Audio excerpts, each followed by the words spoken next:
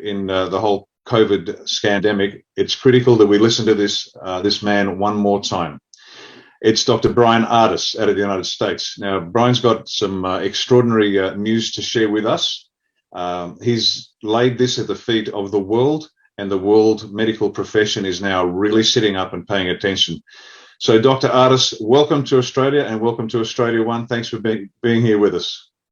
I am so proud of Australia One, and thank you again for trusting me to come on and be a voice of any kind of information to your audiences. Thank you for that. Absolute pleasure. Now, let's just to give the people a reason to listen, I'll throw a couple of points up there. What is the connection between COVID and snake and snail venom? What's going on about humans as snake venom producing machines? What's going on with targeting minorities that are more susceptible to particular injections? And so with that introduction, can you kick off and first of all, just remind people why you got into this in your very personal motivation for getting into this, and then you can go straight into your snake venom story. Yeah, thank you for the opportunity, Riccardo. So let me just state, in February of 2020, my father-in-law walked into a hospital and he never walked out. He walked himself into a hospital here in Dallas, Texas, complaining of fever and a headache. And then the drugs they pumped into him as a part of a hospital protocol within 24 hours put him into acute kidney failure that made his lungs fill with water, and he started drowning to death. By day 5 of the water accumulating in his lungs, the water had now gone into his heart, in his lungs, and now into his brain, and he went unconscious and was now being forced to breathe through a ventilator. And that's when I went up to the hospital for the first time, only to find out the drug they were giving him to treat what they called the flu virus was an antibiotic called vancomycin that is known to cause acute kidney failure in a high percentage of people. And this was the case in his. So I actually had them take him off that drug, change the hospital protocols. He actually recovered and became conscious for the first time in 2 days and was able to breathe on his own and come off a vent for several days within 4 hours of us changing the hospital protocol to different drugs to address the water retention. And immediately he breathed on his own. Respiratory therapist said all the water was now out of his lungs for the first time in 5 or 6 days at that point. I was notified later that night after I got the hospital to commit to keeping that new hospital protocol changes in my father-in-law's case. When they confirmed they would do that, we get home, and 2 hours later at 9:00 at night, the nurse's station called us to say the hospital administrators and the attending medical doctors told the nurse's station to call my wife and let her know they were permanently banning all the changes we made that day that made his recovery. The next morning, I went up to the hospital. I was kicked out by security. They refused to talk to me ever again, and then convinced my wife's family and my wife that he will not survive another several days and needs to continue the hospital protocol they started. And I told my wife then, I said, well, within 48 hours or 72 hours, he'll be dead. And they'll put him on what they call palliative care, which is overdosing someone on morphine, which is a euthanizing drug. And that's exactly what they did to my father-in-law on day 9 or 10 of him being in that hospital. That is why I am speaking out about COVID. 3 months later, in February of 2020, is when Anthony Fauci put out the disclaimer to all of America and the world that there was only one drug they were going to use in hospital settings for COVID-19 hospitalized Americans. Now, remdesivir, that same drug, is being used around the world. But in May of 2020, 3 months after my father-in-law died in a hospital due to hospital protocols at the hands of medical doctors, I went on a relentless effort. I hired a publicist and went into the media from my dining room table, and I showed all the lies that was this remdesivir drug that Anthony Fauci said was safe and effective against the Ebola virus and COVID-19 virus. No, it wasn't. He flat out lied. It was found to kill 53% of everyone they gave the drug to in the Ebola trial a year earlier. Oh, by the way, Anthony Fauci funded that study, the whole thing. So he would have known it was found the least effective and the most deadly drug in that trial, but he decided to lie to the whole world in print on the NIH's website in May of 2020 that it was found safe and effective against Ebola. No, it wasn't. Then in the COVID-19 study that happened 2 months before this, he actually said that it was found safe and effective against COVID. Well, in the remdesivir study for COVID, 31% of all people that got that drug in that trial developed acute kidney failure before day 10 and multiple organ failure. And several people couldn't even take the drug the full 10 days because they needed emergency kidney transplants because remdesivir killed their kidneys.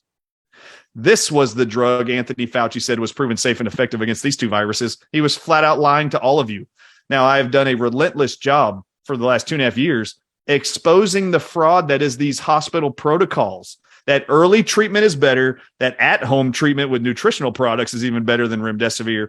And now fast forward 2 months ago, I'm in California, and we've actually launched our first lawsuits against hospitals who are killing patients who do not consent to remdesivir and who have died. So now we're starting the stage of holding people accountable, especially hospital administrators, for using these drug protocols when family members and individuals said, I know the data, Dr. Ardis has already warned everybody, the medical establishment even knows it, that I was right. And now we have the support of medical doctors like Peter McCullough who go to these conferences or press conferences with me to announce these lawsuits against the hospitals, because it is absolutely horrific what has occurred in relationship to the COVID pandemic and the reactions by federal health agencies around the world and hospital administrations around the world. So that's what we're doing now. So I just want people to know that out of the gate, I said this weekend at another event with Peter McCullough and others, Dr. Ben Marble, Angie Farella and others. I've said this on stages with all of them. Thank God some of you woke up to the evil side of COVID-19 and the pandemic. I said, because when I started speaking out in May of 2020, I didn't want a single human being on the planet to trust the medical profession or anybody in it. As a result of me coming out and speaking, this helped the narrative of so many doctors, medical doctors, who are having their licenses and their rights in hospitals challenged and being taken away from them. They knew early treatment worked, and there were some doctors who were speaking out about it and losing their licenses. Their clinical experience was being threatened. And then they all called me to help support them and their audiences to get people to stay on the early treatment works, what protocols work to keep them out of hospitals, away from the deadly remdesivir protocol. So that's who I am. That's why I'm doing this. The entire intent for me ever speaking out from day one. In May of 2020, when I hired a publicist to put me in the media from my house, no one knew who I was. I just couldn't stand one more person experiencing the emotional loss that I experienced and my wife experienced and our whole family at the hands of the medical profession and a hospital protocol.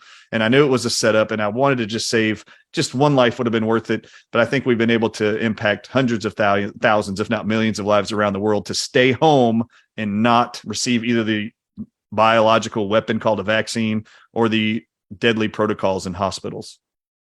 No, that's fantastic, because one of the major frustrations with the victims, the families of victims, is they've had exactly your experience, and yet they haven't had the capacity to fight back or even have heard their voices heard. And so what you're doing is of paramount importance to everybody, to give them a chance to know that somebody's actually fighting back. Now let's fast forward through all of this battle. Let's talk snake venom. Let's talk what the hell has been really going on. And I love the little bit of clickbait you put out not long ago. Dr. Brian Ardis was wrong. And when I saw that, I almost cried in my beer until I realized I watched the video and I thought, you troll, you've learned the art of clickbait, and it worked a treat. So please explain to everybody why you were wrong and why that's not a bad thing. Yeah, this was really funny. In fact, when Dr. Jane Ruby contacted me a week before doing that interview, all of you should watch it. She called me and she goes, Dr. Ardis, I haven't had you on for a while. I know you've been busy speaking, doing engagements, lawsuits. You've been all over the place with interviews, digitally, online, all over the world. We need you back on the show. Is there anything new you're working on? And I said, oh, it's finally calmed down a little bit that I can get to this one study and go through it. This study I took people through last Friday on the Dr. Jane Ruby show. It is called Dr. Ardis Was Wrong. Jane Ruby called me the day before, knowing what I was going to talk about on her show the next day. She said, Dr. Ardis, I want to get, this is what she said, I want to get 100,000 views. How do you think we can do that? And I said, well, she was asking me for a title. And I said, why don't you just call it Dr. Ardis Was Wrong? But don't say what I was wrong about. Just say Dr. Ardis was wrong. And let's see how many people will tune in to find out what I was wrong about. And so that's how the interview starts. It was Jane Ruby asked me, Dr. Ardis, what were you wrong about? And the whole thing was, when I did the Watch the Water documentary of Stu Peters, that was the first time I voiced all my documents I'd been collecting for 5 months every day, realizing COVID-19 is weaponized snake venoms. and synthetic venoms that I said, I think they're putting these in the water and people are just drinking it. And then you're getting sick and getting respiratory failure. It's way more than these two venoms in the Dr. Jane Ruby show. I talked about just two venoms that Chinese researchers and French researchers identified was the spike protein source on SARS-CoV-2, the virus. They identified in January, the Chinese researchers, January of 2020, they said that when they checked the antibodies in the Wuhan patients who had this novel new virus strain in the fall of 2019, the antibodies, when they analyzed them, they said they're actually targeting venoms from two snakes, the Chinese crate snake and the Chinese king cobra snake. So they said, we believe the origin source for COVID in January of 2020, they published it, actually comes from snakes. The third most likely source in their genetic sequencing was bats, but the most likely origin source was the crate snake and then the king cobra snake. And then French researchers isolated just the spike proteins on SARS-CoV-2, ran their gene sequences, put those sequences into a DNA database like GenBank, and guess what populates? These are two venom peptides, short sequences of proteins from the venoms of the crate snake and the king cobra snake. And a few of those spike proteins matched sequences inside of the rabies virus gene sequencing. So they published the same findings. Well, in the Italy study, which was 2 months after the French spike protein study, defining spike proteins or venoms, 2 months later, Italy researchers, now hearing from China and France that the source is venom of two snakes, they decided to go check all the cities in Italy and PCR test people that were sick. And anybody who tested positive, they were going to take tissue samples of blood, urine, and feces from them. And then they found people in multiple cities throughout Italy who they PCR tested and they were negative. So they did not have COVID. So now they have PCR tested positive COVID group and a negative COVID group that they call the control group. In the Dr. Jane Ruby show, I actually took people through for the first time that not only did they find two venoms in the blood and in the poop of every COVID-19 positive patient, they found a combination of 36 different animal venoms inside the COVID-19 patient's blood and feces. They didn't find a single animal venom in the control group who PCR tested negative. So then I showed the whole world that I was wrong. I was wrong. It wasn't just two snake venoms that was causing COVID. It was actually a combination found to be at least 36 different venoms from 20 different snake venom components in the patients on land in Italy. There was a combination of 20 different snake venoms in their blood and feces. And then there was 16 different venoms found from shellfish creatures in the ocean. They're called cone snails. And then they also found one venom of the 16 came from the crown of thorns starfish. Deadly venom was in the bodies of people on land in Italy that were PCR testing positive for COVID-19. We're familiar with the crown of thorns. It's a starfish that eats up the barrier reef, and it's a bit of a problem. But I've got to ask you the really obvious question, Dr. Ardis. How does crown of thorns starfish venom get into a bunch of Italians? That's exactly what I propose. I say it on Dr. Jane Ruby. I'm like, where did these 36 different animals, venoms, how did they get on land and inside the blood and feces of COVID-19 patients? In fact, of the snakes, I point this out, of the snakes, venoms that they found, can you believe it, Riccardo? Actually, one of them, if you go watch the show, it actually is what's called phospholipase A2, the main component that killed COVID-19 patients. In fact, the University of Arizona said that one enzyme found in snake venom is what they found at the highest levels they've ever seen in human beings who were dying from COVID.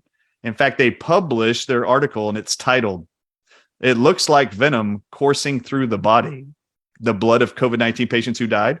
They said what they found in their blood is a neurotoxin, a brain toxin, that's extracted from rattlesnake venom, was at high levels in all the COVID-19 patients who died. Okay.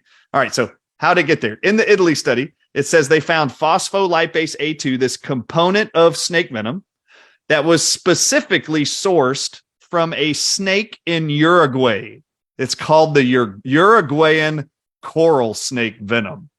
And my question was this to Jane Ruby and the rest of everybody.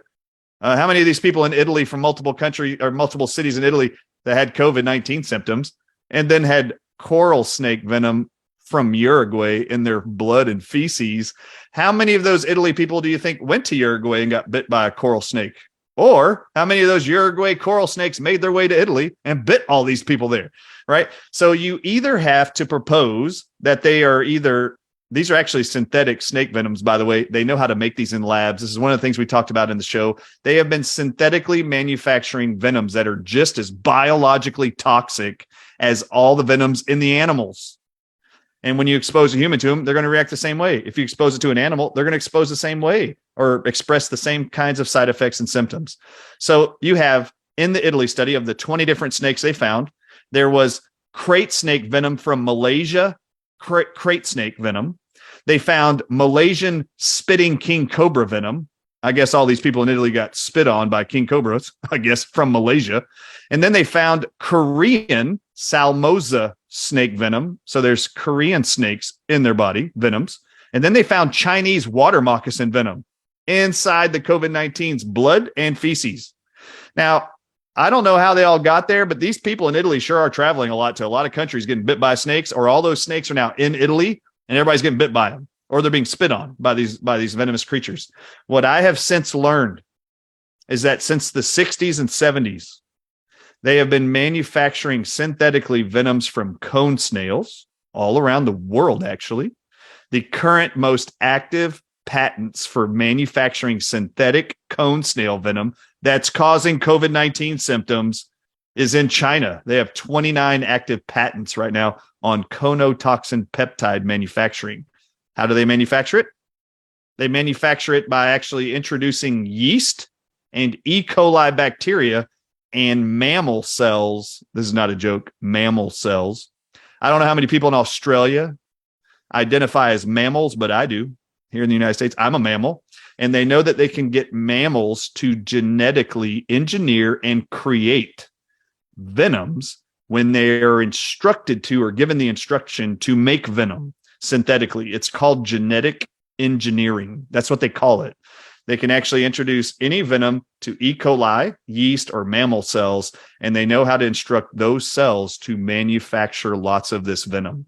And you mentioned early on in this presentation. Why would they want human cells to start generating their own snake venom? That's a great question. Here, I'll answer it this way. Have you ever heard of the World Economic Forum? Yeah, a little bit. Yeah. So there's a lot of people around the world right now that are caught up in the euphoria of this group called the World Economic Forum. Well, the World Economic Forum is a group of big billionaire globalist people who believe they have an agenda to improve. Their tagline is committed to improving the state of the world. That's their tagline. Their actual printed logo is committed to improving the state of the world. In September of 2015, on the World Economic Forum's website right now, there's an article titled How Killer Snails Will Improve the State of the World. And it's all about conotoxins, these snail venoms found in COVID-19 patients. So I ask audiences around the world, do you know who the World Economic Forum is? Are you guys all in a belief system that World Economic Forum is attempting to depopulate the planet and there's an agenda to reduce how many humans are on the planet? Is that an accepted viewpoint of this audience? And they all say yes. And I go, okay, great. Well, they say that their actual slogan, and I showed the logo and the slogan, it is committed to improving the state of the world. Their job is committing to improve the state of the whole world. In 2015, they published an article, How Killer Snails Are Going to Improve the State of the World. The actual date was September 11th, Riccardo, by the way, September 11th, 2015, and that's not ironic or coincidental. And the whole article is about how conotoxin venoms are being synthetically made and can be used as drugs, as insecticides sprayed out of crop dusters onto fields, and how conotoxin venoms are being made around the world to be applied to our skin topically as cosmetic ingredients. Well, just so you know, conotoxins target what are called nicotinic acetylcholine receptors in the brain, in your heart, in your kidneys, testes, and ovaries. And they shut down those organs. That's what they're designed to do. So the World Economic Forum, who most people believe is trying to depopulate the planet, you do that by killing people. They're using a venom from marine snails that's 100 more toxic than king cobra venom in a human. And they've been manufacturing this stuff worldwide since 1979, I find evidence of around the world. And for those of you that don't know, this is a true thing. The Department of Justice in the United States published an article in 2012. It's still on their website. It's titled Conotoxins, Weapons of the Sea. And their concerns in 2012 that these venoms from snails in the ocean found in COVID-19 patients in Italy, they said, conotoxins, we fear here in the United States, the Department of Justice, they fear that the amount of conotoxins around the world isn't being regulated enough. And they're concerned that terrorists will actually get the conotoxin venom and use it as a biological weapon, a bioterrorist weapon that they said can easily be aerosolized. And what does it say in this article of what it does when you inhale the venom, when they spray it? Check this out. They actually say it causes paralysis of the diaphragm that leads to respiratory arrest, which means you die, you can't breathe. Guess what the side effects and symptoms of COVID are? Nicotine receptors in the brain being hit with venoms that paralyze your diaphragm and you can't breathe and you become hypoxic and your oxygen levels start to fall. And what did everybody in the world clip to their finger for the first time in their entire life outside of a clinic? Everyone at home had these little pulse oximeters to watch their oxygen fall when they had COVID. The truth is, it's all venom. It has been venom the whole time. They've learned how to weaponize venom. Our Department of Justice since 2012 has been worried about it. The World Economic Forum is publishing articles that snail venom is going to be able to change and improve the state of the world. Their improvement of the world, they believe, is to reduce the population to 1 billion people. So how are they doing that? It's wild. It's wild. I understand some of the patents are held by governments. Is that correct? Yes, I actually took on the Dr. Jane Ruby show. I took everybody through the actual current patents. The most right now are owned by China. They have 29 active patents right now. America has the second highest, and we have 9 active patents that our government also owns. And Australia has 6 current patents on conotoxin peptides right now. And I showed in there. And then I also showed the last 41 years, 41 since 1981. How many patents have been applied for to make synthetic snail venom from these marine snails? How to make conotoxin venom? And then I show the whole world all the patents, and they ramped up for 41 years until the year 2020 and then fall off in 2021. I guess they had enough leading up to the pandemic that they had enough in weaponry to be able to use. It's pretty wild. I guess you don't have to be Einstein to put these pieces of the puzzle together to realize that maybe this isn't a conspiracy, Dr. Artis. Maybe we have been the victim of a global genocide attempt. Yeah. In fact, I would like to. In fact, I'll make a statement here, and if you don't mind, I'd love to do this with your audiences. This entire presentation, I have an entire presentation that actually flows in order of what I'm presenting right here. Would you like to actually have me send that to you, and you can link that to this video for all your audiences that they can just download it and go through all of it? Absolutely. We'll put it up on the Australian One website alongside this interview, and people can make up their own mind, because we're one rule that we have at Australia One is facts, and make up your own mind. So if you can do that, we'd be grateful for that, Dr. Artis. Thank you. So I want the world and Australia to know, specifically on this platform, when you actually look at the presentation I put together, I want you to pay attention to something. I actually show you from the Italy study, each of the animal sources of the venoms found in COVID-19 patients. And on the charts from the study, it shows exactly what component isolated from that venomous creature was found in the COVID-19 patients. Farther into the presentation, as you go down, I actually show you online resources where you can purchase every single one of those named proteins found as the venom source from each of those animals. So for example, the conotoxin venoms, they have some that are called like sigma, gamma, V11A is the component name. Another one is 5,2A is the actual thing. Another one is C19, not a joke, conotoxin C19.6. Well, just so you know, if you take that protein name and plug it into an internet search and just put it in and say for sale, it pulls up all these manufacturers around the world that actually buy the name of that component. For example, conotoxin C19.6. It'll tell you what the price is and where you can order it from. They're making these all over the world, and you can buy them at home. You can actually pick what you want your synthetic venom from: crate snakes, cobra snakes, coral snakes, snails in the ocean, crown of thorns, starfish. You can actually order them online and you can have them make it in the factory for you before they ship it to you. You can have them make your synthetic venom in E. coli bacteria, in yeast, or in mammal cell lines. And then they just put it in the petri dish, grow the venom, then dry it out into a powder form and then send it to you. And I show the whole world that. Every single component of those venoms you're going to see can actually be purchased online right now from all over the world.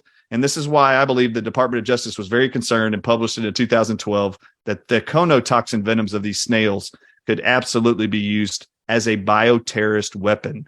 And they are. And so the boosters and all the alleged variants, which we know are not alleged variants, I'm guessing that this is, you get the next injection and the next injection, and you're constantly being bitten by a snake is a poor analogy, but that's why the people are constantly getting worse and worse. Is that accurate? Am I on the money there? You're absolutely on the money. In fact, I haven't talked about this on any podcast. Would you like me to tell you something that's very cool when you start looking at this presentation I'm going to send you? Absolutely. In the Department of Justice's website's abstract, the summary that conotoxin, these snail venoms, which are 100 times more potent than king cobra venom to humans and deadly, they actually state it's a weapon of the sea. And at the bottom, it says Homeland Security is worried that specific conotoxins will be weaponized and released as an aerosol from the air. And then it states there's specifically 3 different variants of conotoxins that can be used as an aerosolized bioterrorism weapon. The first one it lists is ironically named alpha conotoxin. Well, the June 2020 Italy study, when they found conotoxin venom in the COVID-19 patients, guess what the variant was? Alpha conotoxins. Guess what they called that variant of COVID? It was the alpha variant. I find that not ironic. And then it says on the Department of Justice website, it says not only can alpha conotoxins be used as a bioterrorism weapon, it then lists kappa. It's called kappa K. Conotoxins can be used. And then the third type or variant is called O-conotoxin.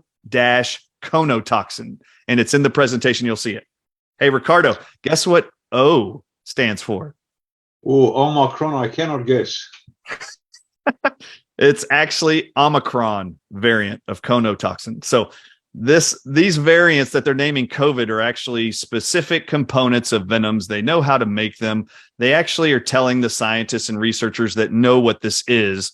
They are letting everybody know what they're using and what they're targeting people with. And right now they're stuck in Omicron because there's so much Omicron conotoxin around the world. You can buy them online right now if you want to. It's a massive weapon and they're using it all around the world, just as was the concerns of the Department of Justice in 2012. They're still pushing the boosters and the shots here in Oz like there's no tomorrow. I mean, they cannot get it out enough, and they want kids to have it, children under 12, children under 5, newborns. They want everybody to get this. So just in summary, for those of you who might have been asleep, every one of those injections that allegedly is a cure for the new variant is actually another snake bite. It's another snail bite every time you get it. So, ladies and gentlemen, the message is very clear. Stop getting the jab. Yeah, I can't think of even a 5-year-old. If I asked a 5-year-old, do you think it's a good idea for me to take venom out of a king cobra or a venomous creature and inject it into a human? I mean, what would they say? No, that sounds like a bad idea. It's so illogical. It's so logical. Do not do it. It's illogical to consider doing it. And I will say this. I haven't said this very much. I'm actually convinced that the majority of all side effects of COVID-19 mRNA injections, Johnson & Johnson shots, AstraZeneca shots, all of them, all of the side effects that are published and being reported, it doesn't even matter. Pick one: myocarditis, Guillain-Barré syndrome, Bell's palsy. It doesn't matter. Name them. All of them directly can be linked to published side effects of conotoxins in the human body. All of them, including all these metastatic cancers you see around that are being reported after the shots. Lymphadenopathy, lymph nodes enlarging all over the body, is a tall tale side effect of conotoxin. And venoms of snakes. A component of snake venom is called nerve growth factor. and epidermal growth factor. These are published known side effects. They cause cancer and tumorous growths in the body when you introduce the human body to them. So I am absolutely convinced that, and have very much concerns that the mRNA COVID-19 shots from Pfizer and Moderna are actually mRNA instructions to the body's cells to make venom. It's called genetic engineering. They know how to do this. You can buy it online. Any of the venoms found in COVID-19 patients can be made synthetically, made to order in mammal cells. You are a mammal, people. They know your body can do this. This is called genetic engineering. All you scientists out there, look up what genetic engineering means. It means there can get microorganisms like E. coli bacteria, yeast, and cells of humans to generate and make venoms. That's what it is. That's the whole concept. Can we get the body to make these venoms on their own? Yes, you can. Well, that leads to the next question. Can we make the body fight back? Is there hope? I mean, this has been a remarkable and necessary expose on what's really been going on. Now, what can we do about it? Because we need to, having defined the problem, you've done a brilliant job of exposing it. The world is finally waking up. Medical professionals, wake the hell up, start paying attention, do your research, think for yourself, use your God-given brain to make your own decisions. But the people out there need to know that there is some way forward, because there's a lot of doom out there, and lack of hope is never a good place to be. So what can you give us in terms of the way forward, please, Dr. Artis? Yeah, great question. I love this part of every interview or conversation. Is there hope? Yes. When you look at even the Italy study, I'll refer back to that. One of the components that are isolated from multiple snake venoms found in COVID-19 patients is a component of venoms called zinc metalloproteinases. These are enzymes inside of snake venom and all venoms that destroy zinc reservoirs in the body. Guess what happens to people when you deplete zinc? They die. Also, outside of zinc, I mean, remember, how often did anyone here in Australia, for example, how many of you around the world heard that you can save people's lives with COVID by supplementing zinc? There's a reason. The venoms destroy zinc. You got to put zinc back in, and you can help preserve the life of the individual. That's why. Well, there's a second metal, just like zinc is a metal. There's a second metal that venoms deplete. It's called copper. And if we do not acknowledge the impact of zinc and copper needed reservoirs in the body, you need to be supplementing copper and zinc. There's a great product. You can actually, for every 20 milligrams of zinc you swallow every day, which you need, all of you, 20 milligrams, for every 20 milligrams, you need to take 1 milligram of copper. I personally recommend 100 milligrams of zinc every day, 50 in the morning with food, 50 in the evening with dinner, and then take your 1 milligram of copper for every 20 milligrams. That means 5 milligrams of copper the whole day with the 100 milligrams of zinc. So zinc and copper you need to be supplementing. And then third, it is a published benefit of inhibiting venoms of even king cobra venoms in humans. A plant called Mucuna prurines. It's the velvet bean plant. Mucuna prurines, they have a liquid extract of this plant. Since the 70s, they knew it was inhibitory to the neurotoxic effects of even the venoms of king cobras. Please supplement liquid extract of Mucuna prurines, M-U-C-U-N-A prurines, P-R-U-R-E-I-N-S. The velvet bean extract, if you have a hard time looking that up. Also, the nicotine receptors in the brain, heart, intestines, kidneys, and testes and ovaries, they are targeting nicotine receptors. Please, for the love of God, do not ignore the benefit of nicotine. In fact, New Zealand just came out with a let's ban nicotine from the entire country by the year 2025. Do you want to know why? Because Canada's doing it. England's doing it. Australia is reducing nicotine imports from vaping devices that are just nicotine cartridges. Guess why? They know nicotine is protective against venoms, and it's keeping people alive during COVID. Smokers to this day, I do not recommend smoking to a human. Smokers, 2.5, 3 years later during this pandemic, are the least represented in hospitals and dying from COVID worldwide. Why? God created the human body with these nicotine receptors. Guess why they're called nicotine receptors? They perfectly bind and prefer nicotine.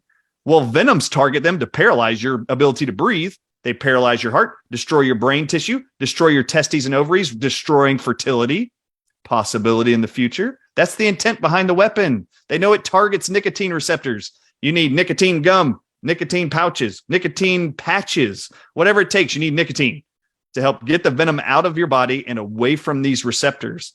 I have had thousands of people, even out of Australia, telling me when they started chewing nicotine gum, when I let the world know you're looking at venom, they're calling COVID, and the antidote is nicotine. Thousands of people, even from Australia, have contacted me to let me know their tinnitus, their brain fog, their loss of taste and smell disappeared in 2 days or less. Some people in 30 minutes to 45 minutes after introducing nicotine. Because God designed the body to love nicotine over venoms and poisons. He didn't say smoke the plant, but the tobacco plant has nicotine that's beneficial. God did not make cigarettes. He made tobacco plants. That's what he did. And the benefits of the nicotine are paramount right now. Please have those on hand. The reason why ivermectin worked is because it binds to alpha-7 nicotinic acetylcholine receptors in your brain and all your body. This is how it worked. Even if you took ivermectin and then chewed nicotine, your nicotine receptors would let go of ivermectin and grab nicotine. Why? It prefers nicotine. It's perfectly built to hold on to nicotine over anything else. It's miraculous. So we have zinc, copper, nicotine, macunapurines, and you cannot ignore this.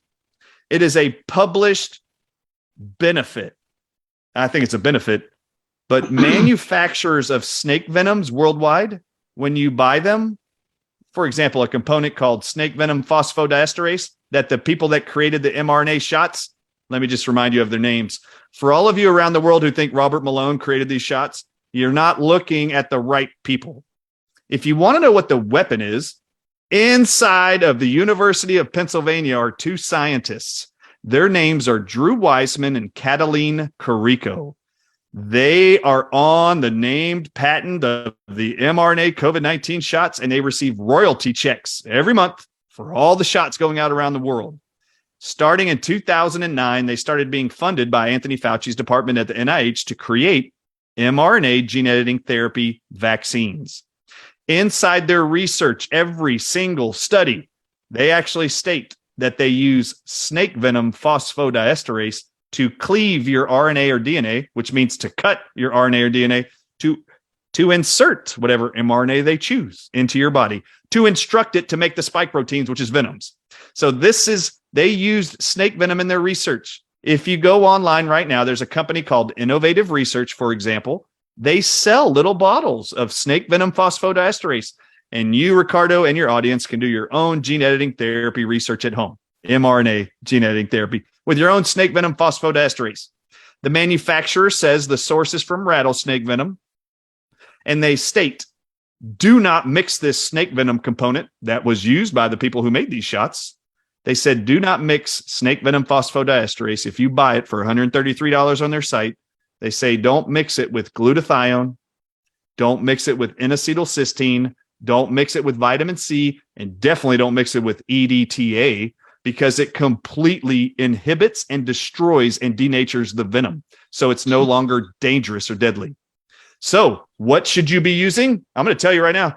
There are clinics all over Australia and New Zealand. I promise you, you can find infusion centers for EDTA.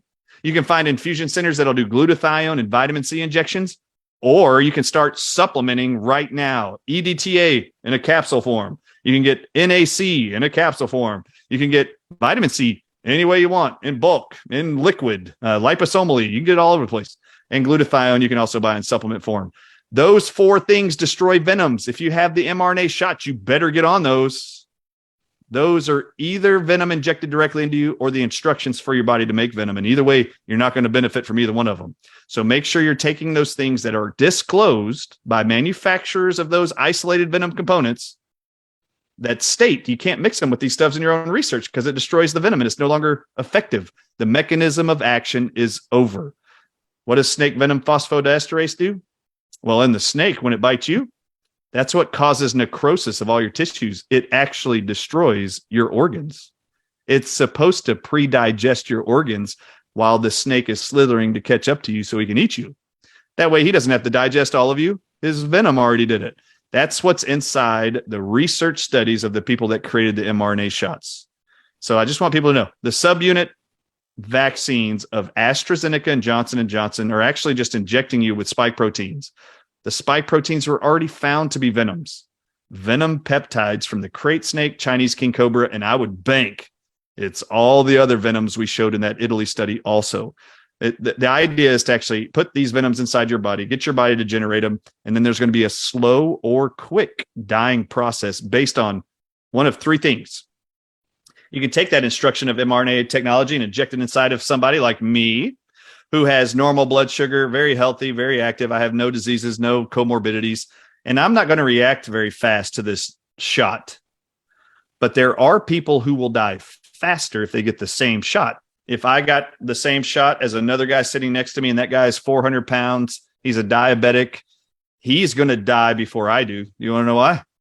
He most likely has also, as a result of not being able to manage his blood sugar, he most likely has a co-infection of bacteria or yeast because they cannot fight infections. Their overproduction of sugar in their bloodstream makes it very hard for them to clear E. coli and yeast from the body.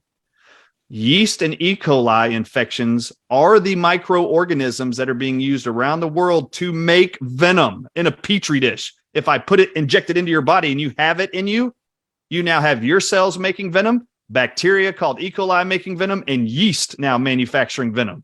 That's how nefarious this gets. This is how they can target a specific race of people. And I'm not kidding. Here in America, it's Native Americans who are dying more often from COVID, and then blacks and Hispanics. Do you want to know why? Native Americans are the highest percentage of diabetics in America. Blacks are number 2 highest percentage of diabetics in America, and Hispanics are number 3. This is how they're doing it, and you don't even know it. They can introduce venom into your body through aerosolizing them, putting it in the water with nanocarriers, which is published. They already do this. They can easily put it in the water. And everyone in Australia, I would like you guys to do something. Your audience should do this, Riccardo. I did this with Dr. Jane Ruby and Mike Adams, the health ranger, last Wednesday. I said, watch the water. Right now in states in America, there are E. coli outbreaks being announced in the media in specific states. Guess what else is actually showing up in the water in those states at the highest levels? COVID-19 spike proteins. Well, E. coli, if you just put venom peptides into E. coli anywhere in any medium, it just makes more of it. So I was able to show them that right now there's E. coli outbreaks all throughout the state of Ohio in the United States right now, and it's all in the media. And then I showed the CDC's website right now that shows the one state that has the most COVID in the wastewater of the treatment plants around the state. It's only Ohio. So there is a direct correlation. In Australia, you should be looking at your water treatment plants. All they have to do is reduce chlorine. E. coli will grow. They can either have you drink E. coli outbreaked water. And if you get E. coli in your body, they can aerosolize venoms like the conotoxins. You can breathe them in, manufacture venom in the E. coli and your cells that are now in your body. Or they can simply add the venom peptides to the water that has E. coli in it and generate tons of venom and make poison without them having to do anything. And then you drink it. And then you get sick, develop respiratory failure. It is a known published side effect of these venoms delivered in water and in the air with nano carriers for water. With the weaponizing of aerosolized venoms, you just have to freeze dry it, turn it into a powder, and then drop it. For example, your mothership called the UK, let me just share this real quick. In the UK right now, they have been for several years using synthetic scorpion venom as an insecticide, and they're spraying it on all the farms from airplanes over farms in the UK. So you have this, there you go. This plane full of scorpion venom, and they're dropping it on farms. The insects crawl on the plants, eat the scorpion venom, and they die. Well, what's going to happen to you if you breathe that in? Chemtrails. Apparently, it's all not nonsense. Apparently, they might be spraying us with all sorts of stuff, and it's not just weather manipulation. And again, the trouble is we're running out of conspiracies, Dr. Artis, because they're all coming true. We need to start making some new ones. So it's actually happening. Ladies and gentlemen, please understand what is being said to you here. It's being said patiently and sometimes impatiently over the last few years until we stand up as a nation, until 25.69 million Australians tell the government to go to hell. This will continue. I said it a long time ago. This will end when we decide it ends. We can no longer sit back and wait for somebody else to do it. We must take charge of our country. We must stand up. We must take control of our future. If we don't, Dr. Artis has laid out exactly what's going to happen to us. Now, the good news is there is hope. We can manage our own health. We can manage our own immune system to the best of our ability. More treatments will come out. But for the love of God, please, no more jabs. And next time there is a call to stand up against the tyranny being imposed upon us by our tyrannical and malevolent government and the judiciary and the bureaucracy and the constabulary and the military and big business and big unions and every church, synagogue, mosque, lodge and temple, as I've said many, many times before, the entire leadership of this country is in the grip of Masonic filth that just control every lever of power. We as a people must put our differences aside, stand together and remove them. And we do it non-violently. We just stand tall as one and say no more, no consent. When we do that, we will win. Dr. Artis, one last thing.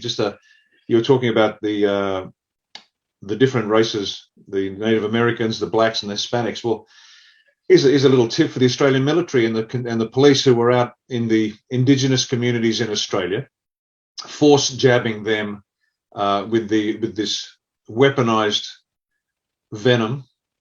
And I'm not sure if you know this, but what they actually did was most of these communities live hand to mouth. They don't.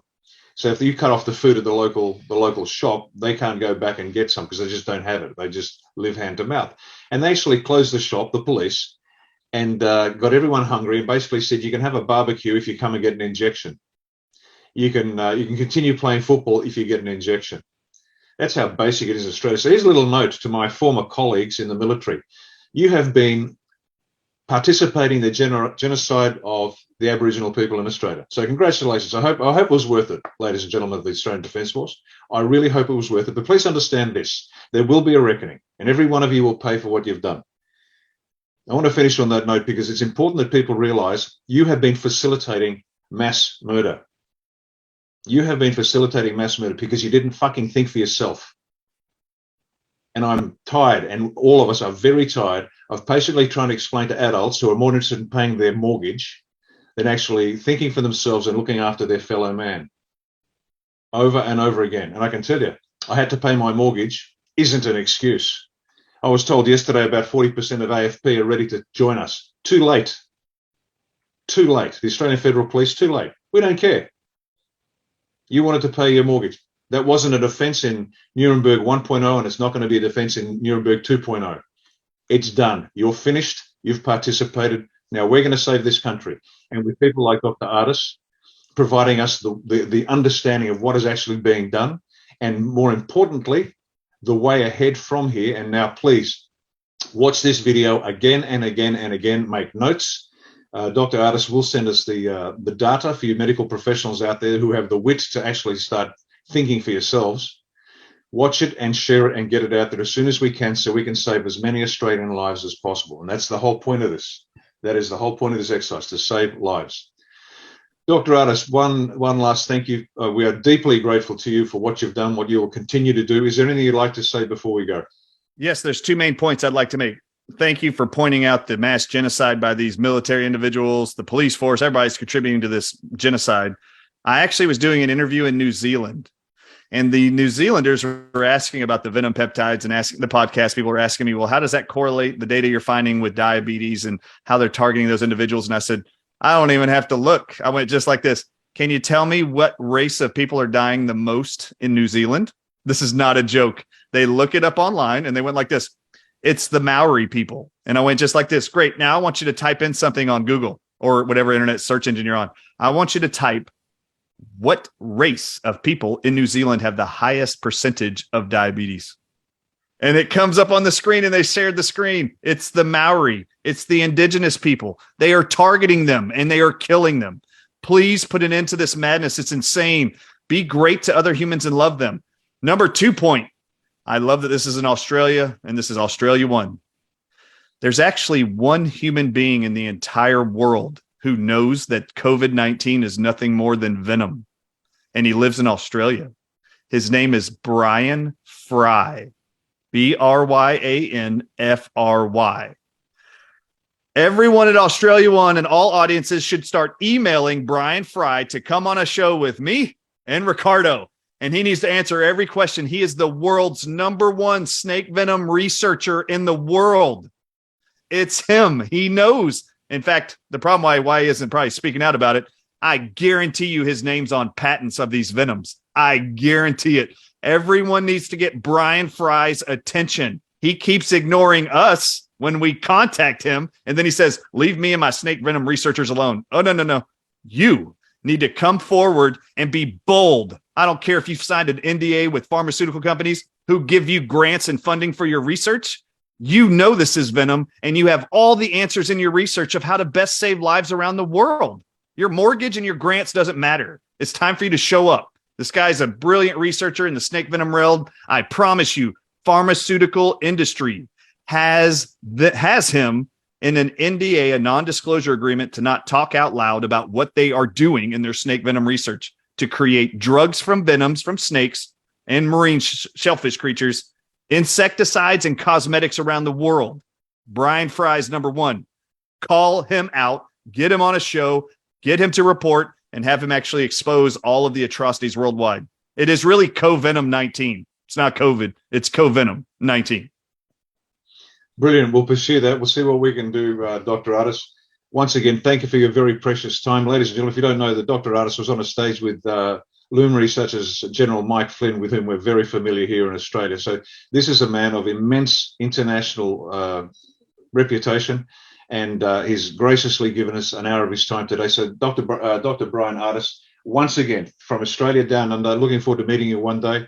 Thank you so much for all you've done. Thank you for what you're doing, and thank you for what you'll do in the future. You've saved millions of lives. Thank you very much. God bless you and all of Australia. I love all of you. Thanks so much. Ladies and gentlemen, thank you for watching today. Please, as I said, share this, watch it over and over again. Listen carefully to what Dr. Artis has advised. And I think there'll be a run at the shops for zinc and copper and all the rest of the ingredients we need for optimum health. Please understand, your immune system, your body is perfectly designed to protect you. There is hope.